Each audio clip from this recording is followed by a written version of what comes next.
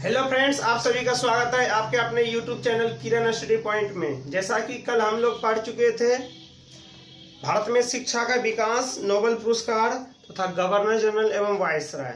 आज हम लोग का टॉपिक है आपके टेस्ट के अनुसार, सिलेबस के अनुसार मुद्रा प्रणाली और कला संस्कृति और गांधी युग। इस सारे टॉपिक में हम लोग पढ़ेंगे। सबसे पहला टॉपिक मुद्रा प्रणाली। क्या पढ़ेंगे? मुद्रा प्रणाली।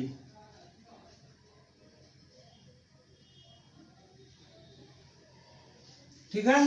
अगर आपको दिखने में अगर बोर्ड दिक्कत हो रहा है तो आप रेजुलेशन 360 पे कर लीजिएगा। दाहिनी तरफ जाके 3 डॉट होगा, उससे वीडियो का क्वालिटी 360 पे कर लीजिएगा तो वीडियो साफ दिखेगा। अगर नहीं साफ दिखता हो तो वीडियो में जरूर कमेंट करके बताएं कि साफ वीडियो नहीं दिख रहा है। क्लियर है? चलिए आज हम लोग आते हैं मुद्रा प्रणाली पे। ध्यान से सुनिएगा। मुद्रा प्रणाली चैप्टर बहुत अच्छा चैप्टर। ये अर्थव्यवस्था के भी अनुसार, ऐसे तो ये अर्थव्यवस्था में आती है, लेकिन स्पीडी में सब टॉपिक को जोड़ा गया है। हर टॉपिक को छुआ गया है थोड़ा थोड़ा। ठीक है। तो हम लोग मुद्रा प्रणाली के बारे में पढ़ते हैं आज। फिर उसके बाद हम लोग चलेंगे कला संस्कृति और गांधी युग।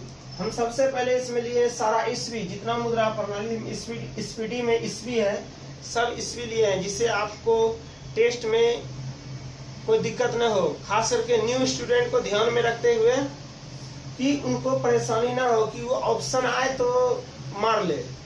पुराना स्टूडेंट तो 5 मिनट में पढ़ेंगे, उनका क्या जगह हो जाएगा, क्योंकि उनको पहले से बहुत मेहनत कर चुके हैं, उनको जल्दी कवर कर लेते हैं। हम लोग पढ़ेंगे क्या? मुद्रा स्फीति। मुद्रा स्फीति में फ्रेंड्स देखिए, सबसे पहले हम लोग पढ़ेंगे भारतीय मौद्रिक व्यवस्था की इकाई क्या है। हम लोग का इकाई क्या है? रुपया है। क्या है? रुपया है। ठीक है। रुपया का नाम का सिक्का पहली बार शेरशाह सूरी के काल में चला था। किसके काल में चला था? रुपया नाम का सिक्का पहली बार शेरशाह सूरी ने लगभग 1542 ईस्वी में जारी किया था। शेरशाह सूरी ने कब किया था जारी? 1542 ईस्वी में जारी किया। रुपया नाम का सिक्का पहली बार शेरशाह सूरी ने लगभग 1542 ईस्वी में जारी किया। भारत में सर्वप्रथम पत्र मुद्रा का प्रचलन 1806 ईस्वी में। क्या पत्र?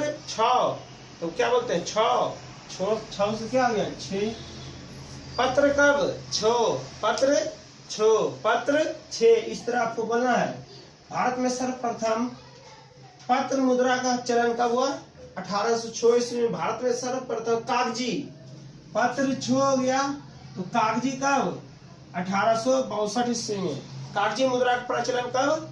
1862 ईस्वी में। कागजी मुद्रा का प्रचलन कब? 1862 ईस्वी में।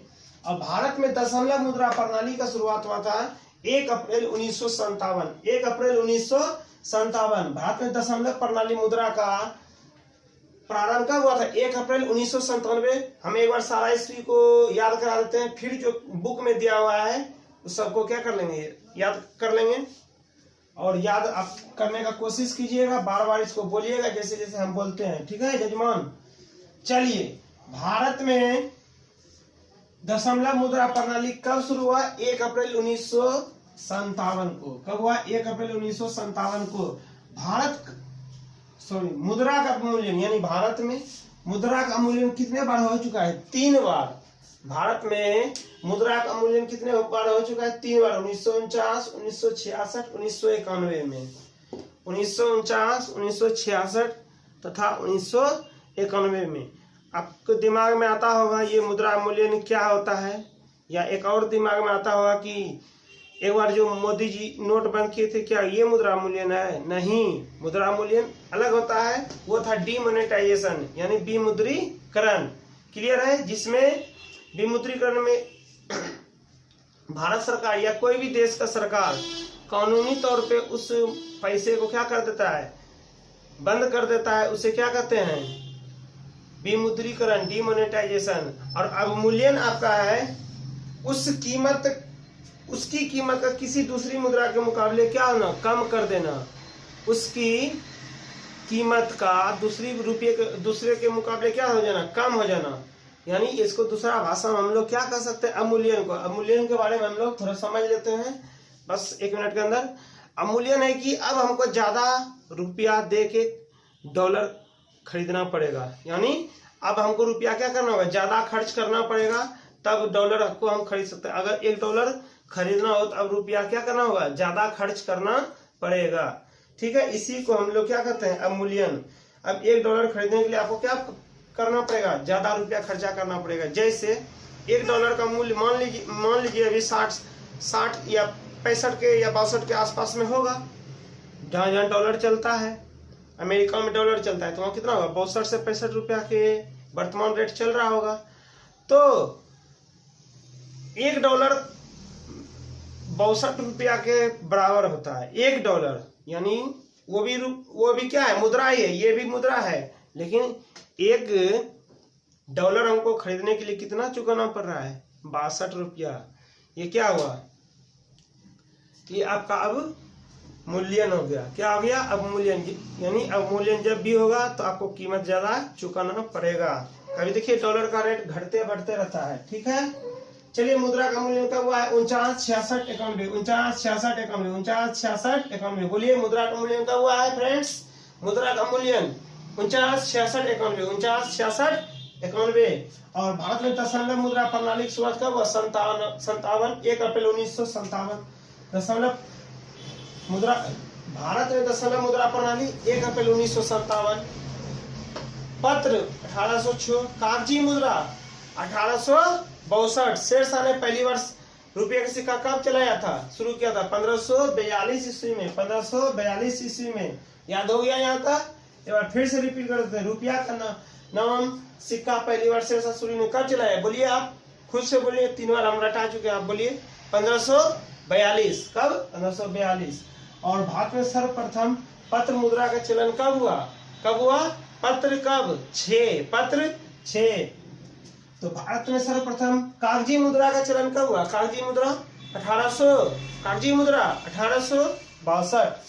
ठीक है, भारत में दशमलव मुद्रा प्रणाली कब शुरू हुआ, 1 अप्रैल 1957। कब शुरू हुआ, 1 अप्रैल 1957। और मुद्रा का मूल्य कब हुआ था, 49, 66, 91, 49, 66, 91। बोलिए भारत में मुद्रा का मूल्य कब कितने बार हो चुका है, 3 बार। कब बोलिए, 49, 66, 91। कब हुआ है, 49, 66, 91, 49, 66, 91। अच्छा, भारत में सिक्कों की टकसाल देखिए कहाँ है, ये 4 जगह है सिक्कों का टकसाल, यहाँ सिक्का बनता है। ठीक है, मुंबई में कब खोला गया था, 1830 में। मुंबई है, हैदराबाद है, कोलकाता है, नोएडा है, जो कहाँ पर थी, यूपी में।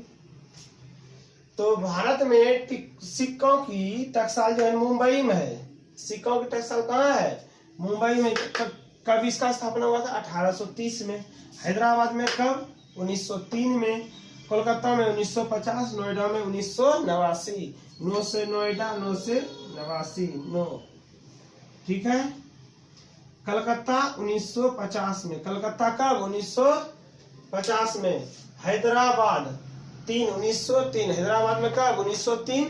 और भारत में सिक्कों की मुंबई में कब, 1830। सबसे पहले कहाँ, मुंबई में, फिर हैदराबाद में, फिर कलकत्ता में, फिर कहाँ हुआ लास्ट में, नोएडा 89, 89। 8, 9 कहाँ, नोएडा में। सबसे पहले कहाँ, मुंबई में। कब, 1830। 1800 क्या लिख दिए भाई, ये 1830 इस तरह हुआ। क्लियर है, गलती लिखा गया। 1830 में कहा, मुंबई में। भारत में सिक्कों की टकसाल कहाँ है, पहला है मुंबई। कब, 1830। बोलिए कब, 1830। हैदराबाद में कब, 1903। कोलकाता में कब, 1950। कोलकाता में कब, 1950। नोएडा में कब सिक्कों की टकसाल का खोला गया, 1989। 89 क्या बोलना है, 1989। चलिए आगे हम लोग आते हैं। 10 रुपया, 50 रुपया, 100 रुपया, 500 रुपया, 1000 मूल्य के note currency note press Nashik में छपती है। नासिक कहाँ पड़ता है, महाराष्ट्र में, MH। MH क्या हो गया, महाराष्ट्र में हो गया। 10 रुपया, 50 रुपया, 100 रुपया और 500 या और 1000 मूल्य के नोट करेंसी नोट प्रेस कहाँ छपती थी, नासिक में। अब ये सब नोट छपना क्या हो गया, बंद हो गया। क्या हो गया, बंद हो गया। देवास स्थित बैंक नोट प्रेस में जो है ना, देवास मध्य प्रदेश में पड़ता है। कहाँ पड़ता है देवास, MP में। देवास स्थित बैंक नोट प्रेस 20 रुपया छापता है, 50 रुपया का, 100 रुपया का और 500 रुपया का। लेकिन वर्तमान में 500 रुपया क्या हो गया, छपना बंद हो गया है। पुराना नोट, अब यहाँ पे क्या होगा, नया नोट छपता होगा। यहाँ पे भी क्या, नया नोट छपता होगा। ये जब पहले छपता था पुराना नोट तो क्या हो गया, बंद हो गया। लेकिन वर्तमान में अभी भी यहाँ क्या है, ये 500 पहले जो को बात कर रहे हैं 2016 से पहले का, जब 8 नवंबर 2016 में बंद हुआ था 500 रुपया और 1000 रुपये का नोट पुराना वाला, तो यहाँ सब क्या आता था, छपता था। अभी फुल रूप से इसमें क्या है, बंद है। 1000 रुपया का कहाँ है बंद, नासिक में। यहाँ 2000 का छपता है। तो इसमें हम लोग क्या जाने, 10 रुपया, 50 रुपया, 100 रुपया, सब रुपया का नया नया नोट क्या हुआ, आप देख लिए हैं। 10, 50, 100 और आपको बता देंगे 200 रुपये का नोट कहाँ छपता है और नया सब नोट, ठीक है।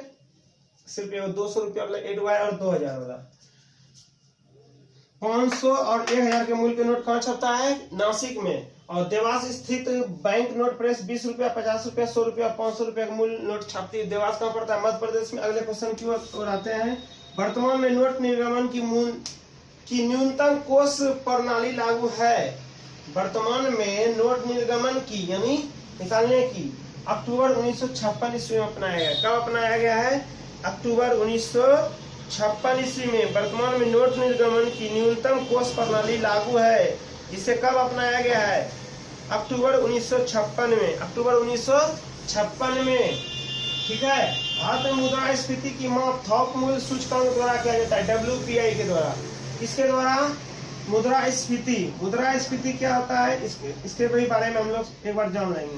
भारत में मुद्रा स्फीति की माप थोक मूल्य सूचकांक, जिसे बोलते हैं WPI, क्या बोलते हैं उसे, WPI द्वारा किया जाता है। क्या किया जाता है, WPI द्वारा किया जाता है। जिसका आधार वर्तमान में आधार वर्ष क्या है, 2011-12 है।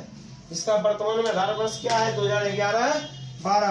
भारत में मुद्रा स्फीति की माप थोक मूल्य सूचकांक यानी WPI द्वारा किया जाता है। जिसका वर्तमान आधार वर्ष 2011-12 है। जिसका वर्तमान आधार वर्ष कितना है, 2011-12। सर्वप्रथम 1 जनवरी 1999 से 11 देशों ने यूरो को आधिकारिक मुद्रा के रूप में अपनाया है। यूरो एक प्रकार की क्या है, मुद्रा है। वहाँ अलग अलग प्रकार 11 देश में चलता था, लेकिन 11 देशों ने जो है ना यूरो को क्या मान लिया, आधिकारिक मुद्रा घोषित कर दिया। कितने देशों ने, 1 जनवरी 1999 से। इसमें इंपॉर्टेंट क्या है, डेट पूछेगा। 11 देशों ने कब यूरो को अपना मुद्रा घोषित किया, तो 1 जनवरी 1999। 1 जनवरी 1999 से 1 जनवरी 1999 से क्या किया, 11 देशों ने यूरो को आधिकारिक मुद्रा के रूप में घोषित किया। भारत ने वर्ष 1947 ईस्वी में IMF की सदस्यता प्राप्त किया। अंतर्राष्ट्रीय मुद्रा कोष कब किया, 1900। अंतर्राष्ट्रीय मुद्रा कोष में भारत ने कब सदस्यता प्राप्त किया, 1947 में। इसमें ही प्राप्त करने के बाद आपको भारत ने कब किया, भारत ने वर्ष 1947 में अंतर्राष्ट्रीय मुद्रा कोष की सदस्यता प्राप्त की। कब क्या प्राप्त, 1947 में। अगला देखिए, 15 जुलाई 2010 को भारतीय मुद्रा को नया चिन्ह मिला। नया चिन्ह क्या है, रुपया। नया चिन्ह क्या मिला, रुपया। 15 जुलाई 2010 को भारतीय मुद्रा को क्या मिला, नया चिन्ह। इसको डिजाइन क्या है, डी उदय ने। किसने किया है, डी उदय ने। कौन किया है, डी उदय। क्लियर है, इसमें कोई तरह की दिक्कत ना है। बताइएगा, रुपया का पहली बार सिक्का पहली बार किसने शुरू किया था, शेरशाह सूरी ने। कब किया था, 1542 में। पत्र मुद्रा का चलन कब प्रारंभ हुआ था, 1806 ईस्वी में। कागजी मुद्रा का कब प्रारंभ हुआ था, बताइए। कागजी मुद्रा का कब हुआ था, 1862 में। अगला क्वेश्चन आपसे पूछते हैं, देश में भारत में दशमलव मुद्रा प्रणाली कब लागू हुआ, 1 अप्रैल 1957 ईस्वी, 1 अप्रैल 1957। मुद्रा का मूल्य कितने बार हो चुका है? 3 बार। कब कब हुआ है बताइए? 49, 66, 91। कब हुआ है? 49, 66, 91। ये आपको याद रहना चाहिए। भारत में सिक्कों की टकसाल कहाँ का है? मुंबई में। कब? 1830। और हैदराबाद में कब? 1903। और कलकत्ता में कब हुआ था बताइए? 1950। और नोएडा में कब हुआ था? 1989। सिक्कों की टकसाल का स्थापना। ठीक है, आते हैं। भारत में वर्तमान में नोट निर्गमन की न्यूनतम कोष प्रणाली लागू है। कब? अक्टूबर 1956 ईस्वी से अपनाया गया। कब से अपनाया गया है? 1956 ईस्वी से। भारत में मुद्रास्फीति की माप थोक मूल्य सूचकांक यानी WPI द्वारा किया जाता है। किसके द्वारा किया जाता है? थोक मूल्य सूचकांक। मुद्रास्फीति का थोक मूल्य सूचकांक WPI द्वारा किया जाता है। WPI द्वारा। क्लियर है? जिसका आधार वर्तमान में आधार वर्ष क्या है? 2011-12।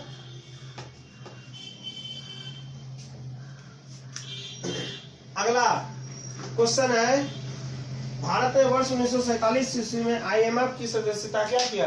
प्राप्त किया। क्या किया? IMF का सदस्यता प्राप्त किया। 15 जुलाई 2010 को भारतीय मुद्रा को क्या मिला? कौन सा चिन्ह मिला? रुपया। डी उदय ने। आइए हम लोग अभी स्पीडी में निकाल लीजिए पेज नंबर 11 और मुद्रा प्रणाली को देखिए। हम जो क्वेश्चन बोलेंगे आपको भी उसमें देखना है। भारतीय मौद्रिक व्यवस्था की इकाई क्या है? रुपया है। RBI के मौद्रिक नीति का नाम क्या है? नीतिगत दस्तावेज है। रुपया का नाम का सिक्का पहली बार किसने शुरू किया था? शेरशाह सूरी ने। कब किया था? 1542 ईस्वी में जारी किया था। अगला देखिए, भारत में सर्वप्रथम पत्र मुद्रा का चलन कब हुआ था? 1806 में। कागजी मुद्रा कब हुआ था? 1862 में। क्लियर है? भारत में दशमलव मुद्रा प्रणाली 1 अप्रैल 1957 से प्रारंभ हुई। मुद्रा का मूल्य कितने बार हो चुका है? 3 बार। 49, 66, 91 में। और भारत में सिक्कों की टकसाल कहाँ का है? मुंबई, कोलकाता, हैदराबाद और नोएडा में है। कहाँ है? मुंबई, हैदराबाद, कोलकाता, नोएडा में। मुंबई 30, हैदराबाद कब? 1903, कोलकाता 50 और नोएडा 1989। 10, 50 और 100, 500, 1000 अमूल के नोट कहाँ छपता था? Currency note press, Nashik Maharashtra में छपती है। अभी 1000 का नहीं छप रहा है, बाद बाकी सब छपता है। देवास स्थित नोट बैंक नोट प्रेस 20 रुपया, 50 रुपया, 100 रुपया, 500 रुपया मूल्य के नोट छापती है। देवास यानी मध्य प्रदेश में पड़ता है। बैंक और करेंसी नोट कागज तथा नॉन जुडिशियल स्टाम्प पेपर की छपाई में होने वाले प्रयोग कागज का उत्पादन सिक्योरिटी पेपर मिल होशंगाबाद मध्य प्रदेश में होता है। यानी बैंक और करेंसी नोट कागज तथा नॉन जुडिशियल स्टाम्प पेपर सब जो होता है, और करेंसी नोट कागज यानी रुपयों में जो कागज लगता है, पैसा में जो कागज लगता है, उसका छपाई कहाँ होता है? उत्पादन सिक्योरिटी पेपर मिल होशंगाबाद में। सिक्योरिटी पेपर मिल कहाँ? होशंगाबाद। कहाँ पड़ता है? मध्य प्रदेश में। 1 रुपये के नोट और उससे कम राशि करेंसी सिक्के वित्त मंत्रालय द्वारा जारी होते हैं। 1 रुपया के नोट और उससे कम यानी 50 पैसा, 25 पैसा जो पहले चलता था अब नहीं चलता है। 1 रुपये के नोट और उससे कम राशि करेंसी सिक्के वित्त मंत्रालय द्वारा जारी होता है। यानी जो वित्त मंत्री होंगे वो जारी करेंगे, वित्त मंत्रालय यानी निर्मला सीतारमण के द्वारा। जबकि 1 रुपये से अधिक राशि के नोट और सिक्के पर भारतीय रिजर्व बैंक द्वारा जारी किया जाता है। 1 रुपया से अधिक सब कौन करता है? RBI। 1 रुपया से और 1 रुपया से कम कौन करता है? वित्त मंत्रालय। और 1 रुपया के नोट पर किसका सिग्नेचर रहता है? वित्त मंत्रालय का। किसका रहता है? वित्त सचिव का। 1 रुपये के नोट पर किसका? वित्त सचिव का। 1 रुपये से अधिक सभी नोटों पर भारतीय रिजर्व बैंक के गवर्नर का हस्ताक्षर होता है। वर्तमान में जो गवर्नर है शक्तिकांत दास, उसका क्या रहता है? सिग्नेचर रहता है नया नोट पे। और 1 रुपया के नोट पे वित्त सचिव का। किसका? 1 रुपया के जो नोट देखिएगा नया बहुत सारा निकल रहा है, उस पे किसका रहेगा? वित्त सचिव का। और 1 रुपया से अधिक क्या रहेगा? गवर्नर का। वर्तमान में नोट निर्गमन की न्यूनतम कोष प्रणाली लागू है, जिसे अक्टूबर 1956 में अपनाया गया था। बताए थे कब अपनाया गया है न्यूनतम कोष प्रणाली? 1956 में। ग्रेशम का नियम मुद्रा प्रचलन से। ग्रेशम का नियम किससे है? मुद्रा प्रचलन से। प्लास्टिक मनी क्रेडिट कार्ड कहलाता है। प्लास्टिक मनी क्या कहलाता है? Credit card. मुद्रास्फीति वह स्थिति है जिसमें वस्तुओं की कीमत बढ़ती है और मुद्रा का मूल्य गिरता है। देखिए आ गया मुद्रास्फीति। मुद्रास्फीति वह स्थिति है जिसमें वस्तुओं की कीमत क्या होता है, बढ़ती है। वस्तु वही है, कीमत क्या हो गया है, बढ़ जाता है, मुद्रा का मूल्य गिरता है, मुद्रा का मूल्य गिरता है। वर्तमान में भारत में मुद्रास्फीति की माप थोक मूल्य सूचकांक WPI द्वारा किया जाता है, जिसका वर्तमान आधार वर्ष क्या है, 2011-12। आधार वर्ष क्या है, 2011-12। ये मुद्रास्फीति क्या है, पहले भी समोसा मिलता था और अभी भी मिलता है। पहले 5 रुपये में वही समोसा मिलता था, अभी 8 से 10 रुपये में वही समोसा मिलता है। इसी को हम लोग क्या कहते हैं, सामान वही है, दाम क्या हो गया, बढ़ गया, मुद्रास्फीति। आगे आइए, वस्तुओं की कीमत क्या हो गया, वस्तु वही, कीमत क्या हो गया, बढ़ गया, मुद्रा का क्या हो गया, गिर गया। अच्छा, मुद्रास्फीति में ऋणी यानी लेनदार को लाभ होता है। मुद्रास्फीति में किसको लाभ होता है, ऋणी यानी लेनदार को लाभ होता है। सर्वप्रथम 1 जनवरी 1999 से 11 देशों ने आधिकारिक रूप से कौन सा मुद्रा अपनाया, यूरो। क्लियर है यहाँ तक। भारत में विदेशी मुद्रा का सर्वाधिक व्यय पेट्रोलियम उत्पादों के आयात पर होता है। विदेशी मुद्रा कहाँ से आता है भारत में सबसे अधिक, पेट्रोलियम उत्पाद से, पेट्रोलियम उत्पादों के आयात पर होता है। भारत में विदेशी मुद्रा का आयात, भारत में विदेशी मुद्रा का सर्वाधिक व्यय मतलब सर्वाधिक खर्चा। भारत में विदेशी मुद्रा, जो विदेशी से हम लोग विदेश से जो मुद्रा आता है, सर्वाधिक खर्च पेट्रोलियम उत्पादों के आयात होता है। जो पेट्रोलियम हम लोग खरीदते हैं दूसरे देश से, सऊदी अरब, इराक, ईरान से, तो उस पर खर्च हो जाता है भारत में। क्लियर है। भारत को सर्वाधिक विदेशी मुद्रा किससे आता है, विदेशी मुद्रा। बात तो ये भी है ना, विदेशी मुद्रा हम लोग पेट्रोलियम पे सबसे ज्यादा खर्च करते हैं, लेकिन विदेशी मुद्रा आता है किससे, आभूषण एवं रत्न से, आभूषण एवं रत्न से। विश्व में सबसे अधिक विदेशी मुद्रा कोष चीन के पास है। विश्व में सबसे किसके पास है, चाइना के पास विदेशी मुद्रा। जिसके पास जितना विदेशी मुद्रा होगा वो उतना क्या होंगे, पावरफुल देश होंगे। चीन में सबसे अधिक महंगी मुद्रा पाउंड स्टर्लिंग है। विश्व में सबसे अधिक महंगा मुद्रा कौन है, पाउंड स्टर्लिंग, पाउंड स्टर्लिंग। और भारत ने वर्ष 1947 में अंतर्राष्ट्रीय मुद्रा कोष की सदस्यता प्राप्त की थी। कब किया था, 1947 में। IMF की सदस्यता भारत ने कब प्राप्त किया था, 1947 में। कल बताए थे जिस टाइप का क्वेश्चन उस टाइप का लगा, क्या किया गया था, पूछा गया था आपके क्यूज में, बताए थे चिकित्सा क्षेत्र में कहाँ से दिया जाता है नोबेल पुरस्कार, चिरोलॉजिकल, आप देखे थे ना, तो आप क्या मारे भी होंगे सही। ये सब क्वेश्चन यहाँ से बनेगा आपका। भारत को पूछेगा IMF की सदस्यता भारत कब प्राप्त किया, कब किया, 1947 में। 15 जुलाई 2010 को भारतीय मुद्रा को नया चीन रुपया डिजाइन किसे मिला, डी उदय को। कल जो हम इस पीडी आप लोग को पढ़ाए होंगे, बताए होंगे, लगभग आप बहुत कम गलती किए होंगे अगर इस पीडी का वीडियो पूरे देखे होंगे तो। ठीक है। और करंट अफेयर्स तो आपका 100% सही हुआ होगा, इसमें कोई डाउट नहीं है। चलिए आज हम लोग फिर अगला टॉपिक पढ़ते हैं, कला संस्कृति। से बहुत सारा क्वेश्चन भी पूछ लिए और बहुत समय भी लग गया थोड़ा।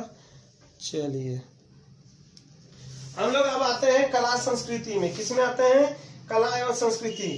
कला संस्कृति, भारत की कला कैसी है, संस्कृति कैसी है, हम लोग पहला क्वेश्चन देखते हैं। आप भी देखिए किताब में।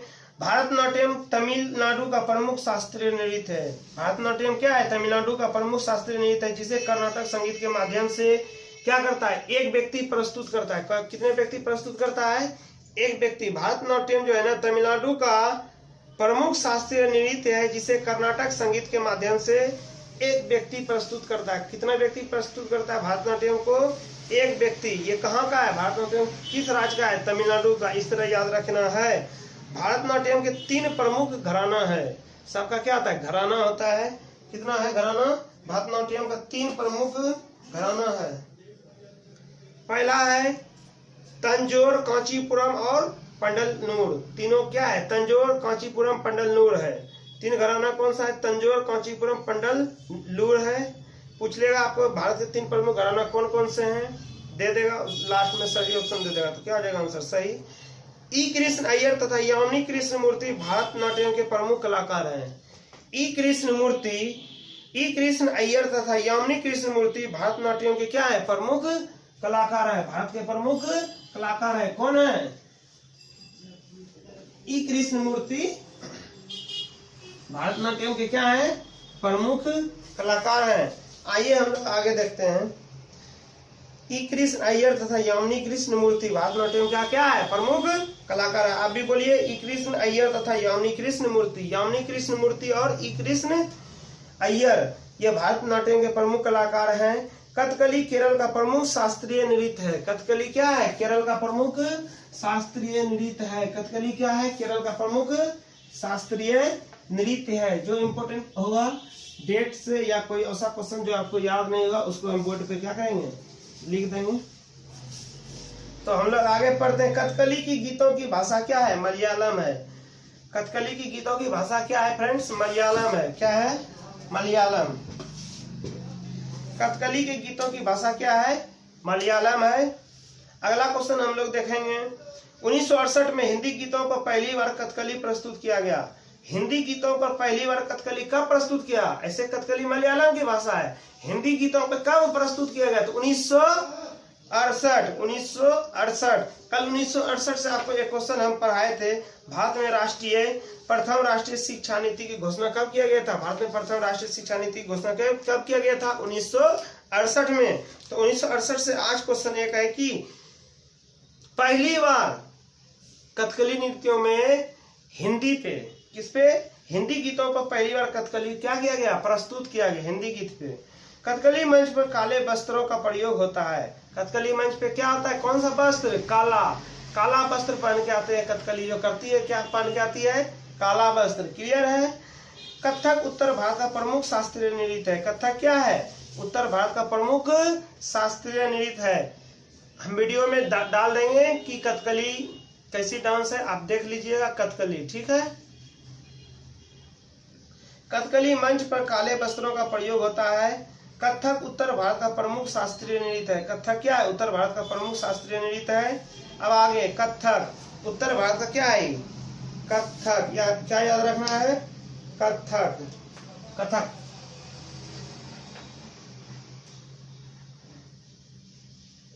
कथक या कथक की बहुत इस तरह लिखते हैं। यहाँ ये क्या कहाँ का है? उत्तर भारत का। क्या है?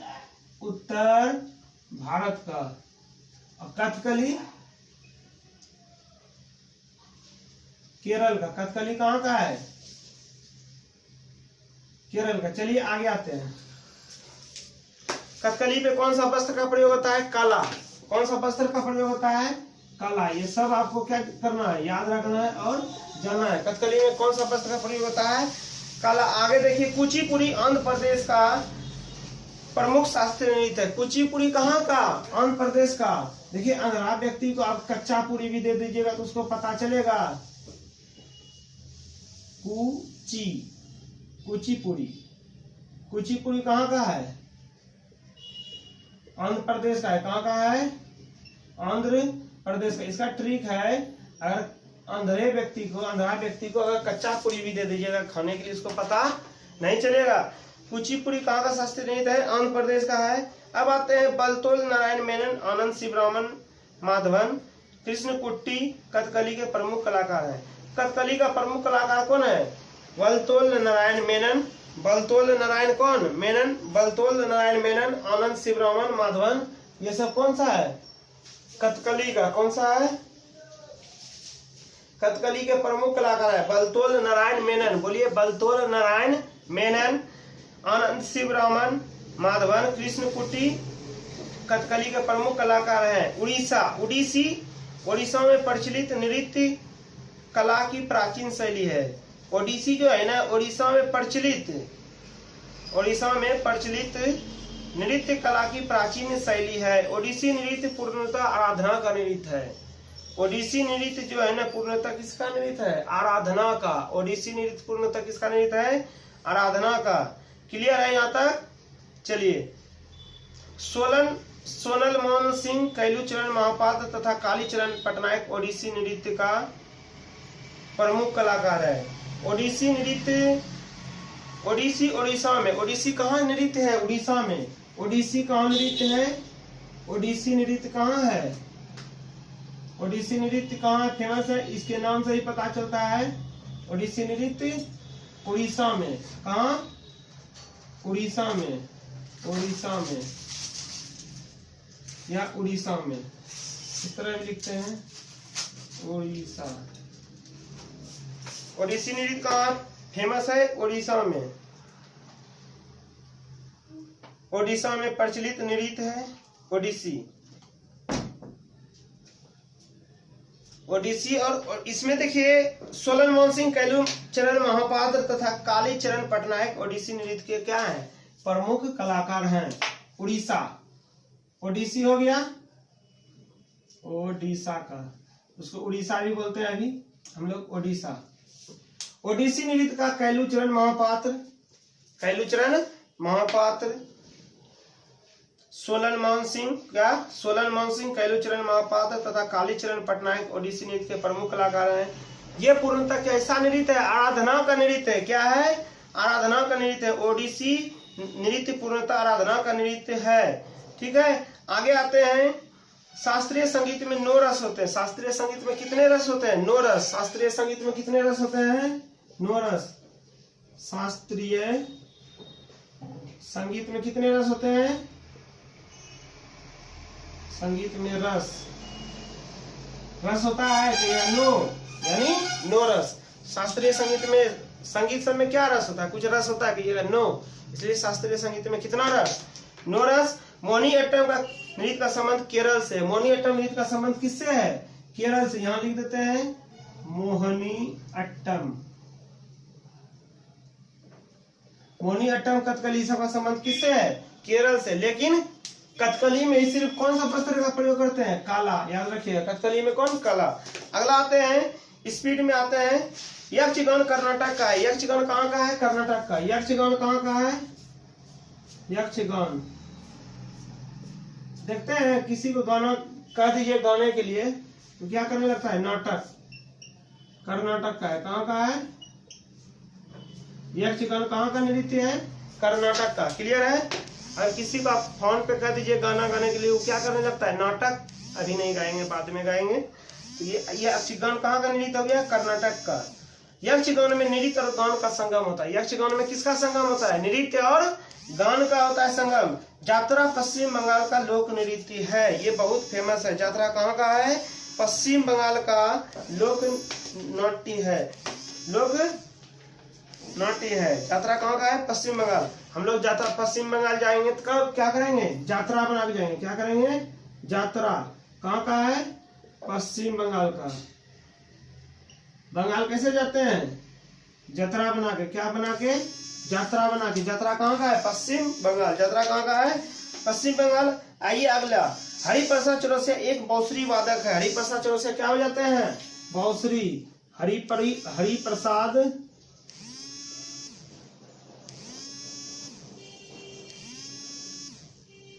हरिप्रसाद चौरसिया कौन सा वादक है? बांसुरी वादक। जितना चौरसिया है सब क्या बजाते हैं? बांसुरी। इतना चौरसिया सब क्या बजाते हैं? बांसुरी। याद रखिएगा, चौरसिया क्या बजाते हैं? बांसुरी। हरिप्रसाद चौरसिया एक बांसुरी वादक है। शिव कुमार शर्मा का संबंध किससे है? संतूर से। शिव कुमार शर्मा का संबंध किससे है? संतूर से। शिव कुमार शर्मा का संबंध किससे है? संतूर से। शिव कुमार शर्मा का संबंध किससे है? संतूर। सो से शिव, सो से संतूर। और हरिप्रसाद चौरसिया क्या जाते हैं? बांसुरी। यात्रा पश्चिम बंगाल। यक्षगान कर्नाटक। शास्त्रीय संगीत में कितना रस होता है? 9 रस।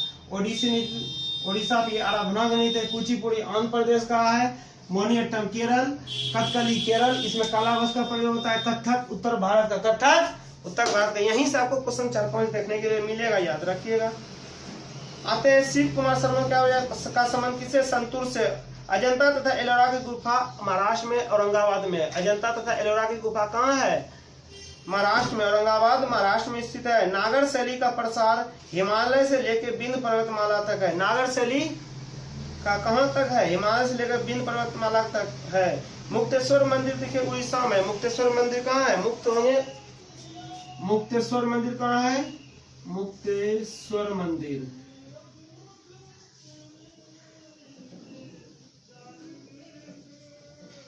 उड़ीसा में। कहाँ है? उड़ीसा में। आपको दिख रहा होगा मुक्तेश्वर मंदिर कहाँ है? उड़ीसा में। अगला आते हैं, लिंगराज मंदिर भुवनेश्वर में है। लिंगराज मंदिर कहाँ है? ऐसे भुवनेश्वर कहाँ पड़ता है आपका? उड़ीसा में ही पड़ता है। लिंगराज मंदिर कहाँ है? लिंगराज मंदिर भुवनेश्वर में है। कहाँ है? भुवनेश्वर में। लिंगराज मंदिर कहाँ है? भुवनेश्वर में है। तथा खजुराहो का मंदिर मध्य प्रदेश में है। खजुराहो का मंदिर कहाँ है? खजुराहो का मंदिर। और सबसे पुराना फल भी क्या है? खजूर है। ये कहाँ है? मध्य प्रदेश में। कहाँ है? एमपी में। खजुराहो का मंदिर मध्य प्रदेश में, लिंगराज मंदिर भुवनेश्वर उड़ीसा में, मुक्तेश्वर मंदिर कहाँ? उड़ीसा में। मुक्तेश्वर मंदिर कहाँ है? उड़ीसा में। क्लियर हो गया यहाँ तक? ये सभी नागर शैली का उदाहरण है। किसका है? टोटल ये तीनों क्या है? नागर शैली का उदाहरण है। किसका है? नागर शैली का।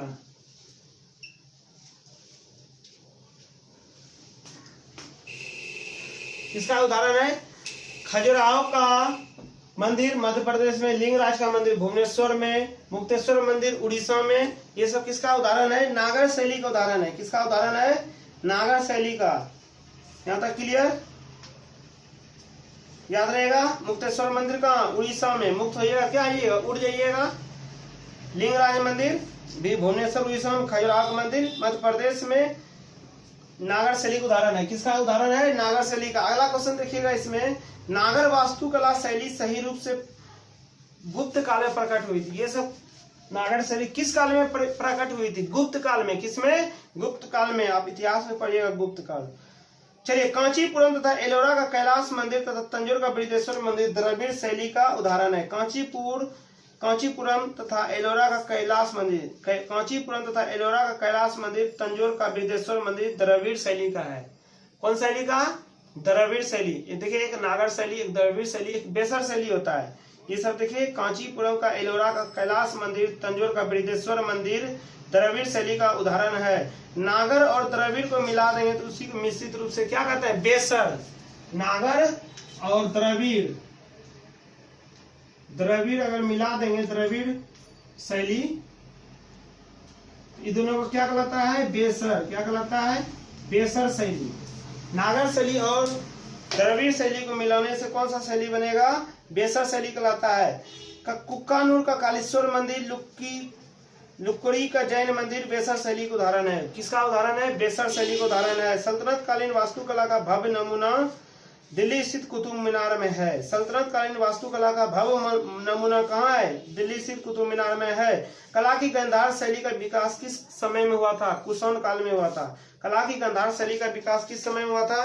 कुषाण काल के समय में हुआ था। किसके समय हुआ था? कला की गांधार शैली का कुषाण काल के समय में हुआ था।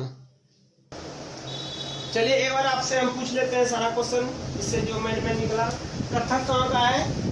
उत्तर भारत का है, शास्त्रीय नृत्य है। कथकली कहाँ का है? केरल का। मोहिनीअट्टम कहाँ है? केरल का। कथकली में किस वस्त्र का प्रयोग होता है? काले रंग का। कुचिपुड़ी कहाँ का है? बताइए। आंध्र प्रदेश का है। ओडिसी नृत्य कहाँ का है? ओडिशा का। ये आराधना पर आधारित है। ठीक है। शास्त्रीय संगीत में कितना रस होता है? 9 रस होता है। यक्षगान कहाँ होता है? कर्नाटक में। गाना गाने में क्या करता है? बंदा नाटक करता है। जतरा कहाँ का है? बताइए। पश्चिम बंगाल का है। और हरिप्रसाद चौरसिया क्या बजाते थे? बांसुरी। शिव कुमार शर्मा का संबंध किससे है? किस वाद्य यंत्र से है? संतूर से। किससे है? शिव कुमार शर्मा संतूर से है। मुक्तेश्वर मंदिर कहाँ है? उड़ीसा में। लिंगराज मंदिर कहाँ है? भुवनेश्वर के उड़ीसा में। ये दोनों मंदिर कहाँ है? भुवनेश्वर के उड़ीसा में। और खजुराहो का मंदिर कहाँ है? खजुराहो का मंदिर भी आपका मध्य प्रदेश में है। कहाँ है? मध्य प्रदेश में। ये सब किसका उदाहरण है? नागर शैली का। किसका है? नागर शैली का। चलिए, अब हम लोग पढ़ते हैं क्या? अगले गांधी युग। गांधी युग के बारे में आप लोग कुछ न कुछ जरूर जानते ही होंगे।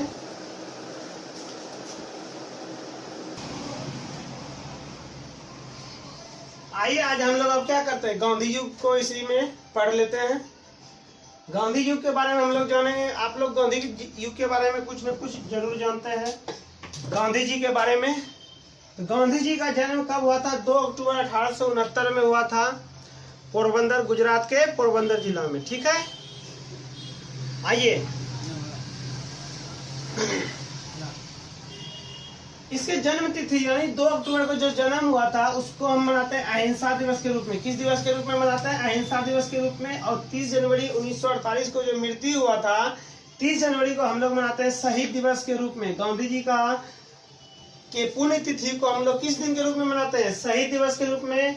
और दक्षिण अफ्रीका से गांधी जी वापस आए थे कब? 1915 ईस्वी में। कब आए थे गांधी जी दक्षिण अफ्रीका से? कब वापस आए थे? 1915 ईस्वी में।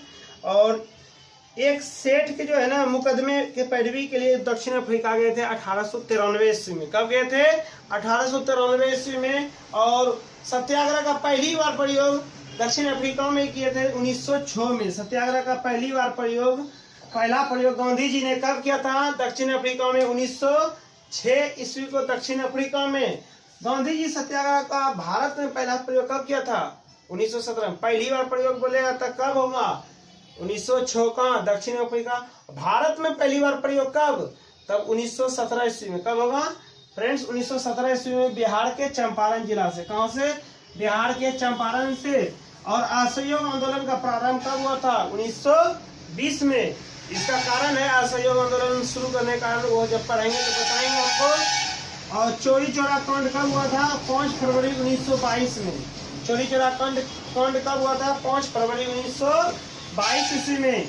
जलियांवाला बाग हत्याकांड कब हुआ था? 13 अप्रैल 1919 में। जलियांवाला बाग हत्याकांड कब हुआ था?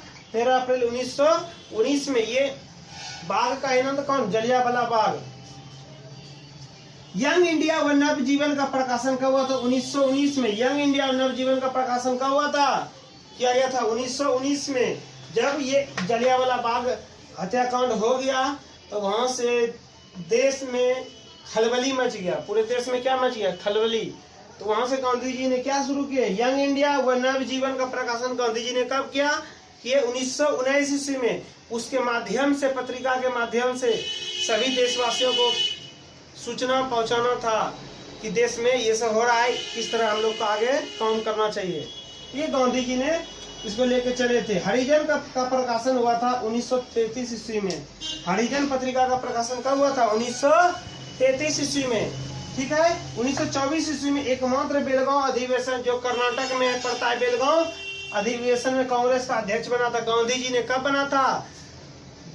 एकमात्र बेलगांव अधिवेशन में। इस अधिवेशन में 1924 में।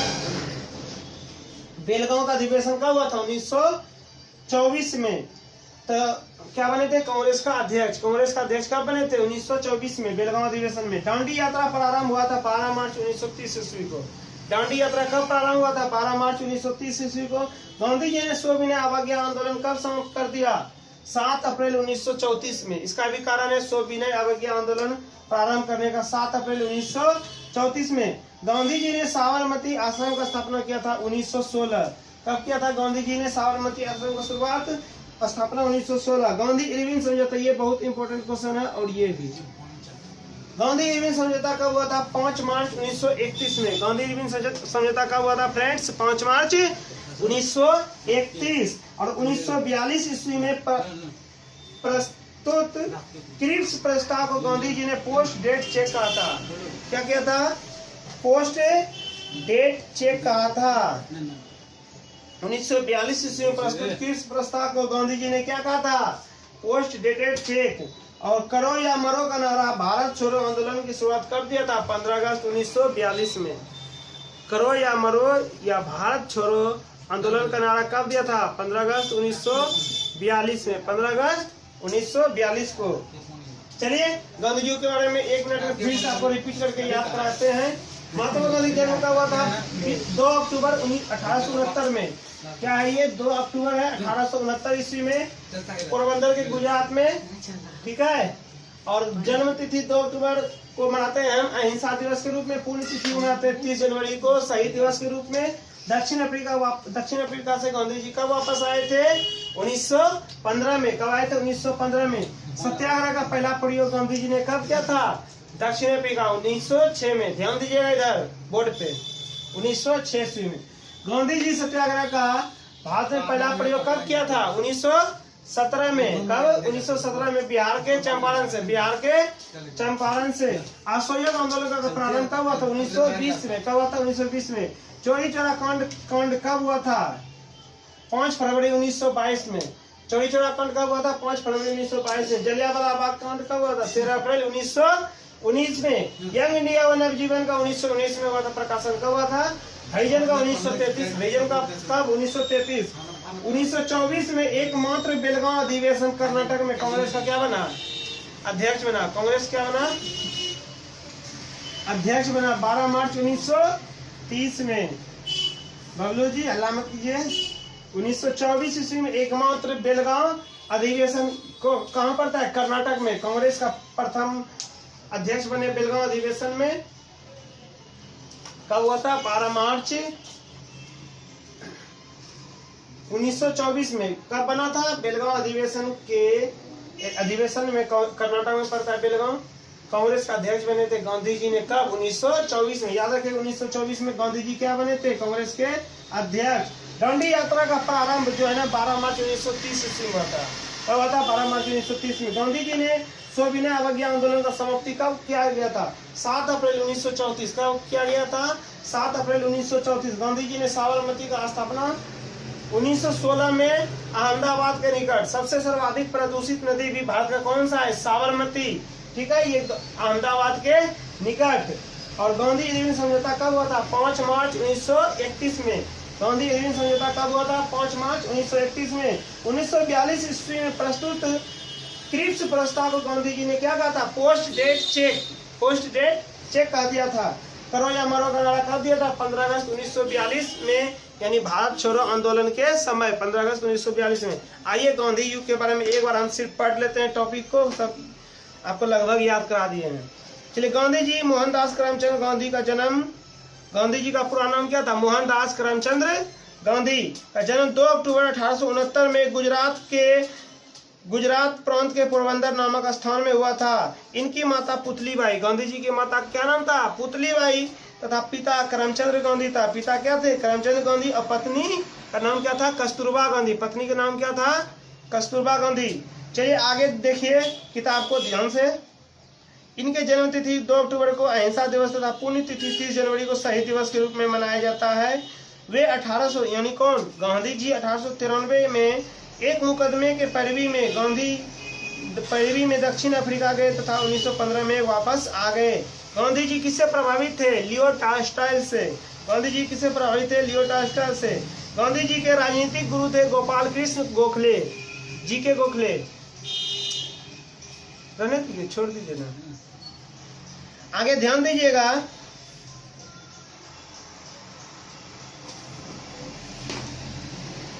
चलिए, गांधी जी किससे प्रभावित थे? लियो टॉल्स्टॉय से। किससे थे? लियो टॉल्स्टॉय से। राजनीतिक गुरु कौन थे? गोपाल कृष्ण गोखले। गांधी जी ने 1906 में दक्षिण अफ्रीका में ही सत्याग्रह का क्या किया? पहला प्रयोग किया था। आपको बताए थे भारत में 1917 में चंपारण से। कहां से? बिहार के चंपारण से। सर्वप्रथम रविन्द्रनाथ टैगोर ने गांधी जी को महात्मा की उपाधि सर्वप्रथम रविन्द्रनाथ टैगोर ने दिया था। किसने दिया था? महात्मा गांधी को गांधी की उपाधि। ठीक है, रविन्द्रनाथ टैगोर ने गांधी को महात्मा की उपाधि। गांधी जी को क्या? किसका उपाधि? महात्मा की उपाधि। क्लियर है? सुभाष चंद्र बोस ने राष्ट्रपिता कहकर संबोधित किया था। महात्मा गांधी जी को महात्मा को उपाधि किसने दिया? रविन्द्रनाथ टैगोर। और गांधी जी को, महात्मा गांधी को राष्ट्रपिता किसने कहा? सुभाष चंद्र बोस ने। राष्ट्रपिता किसने कहा? सुभाष चंद्र बोस ने। गांधी जी ने खिलाफत आंदोलन, जलियांवाला बाग कांड तथा रॉलेट एक्ट के विरोध में 1920 में क्या चलाया? असहयोग आंदोलन प्रारंभ किया था। 1920 में क्या किया? असहयोग।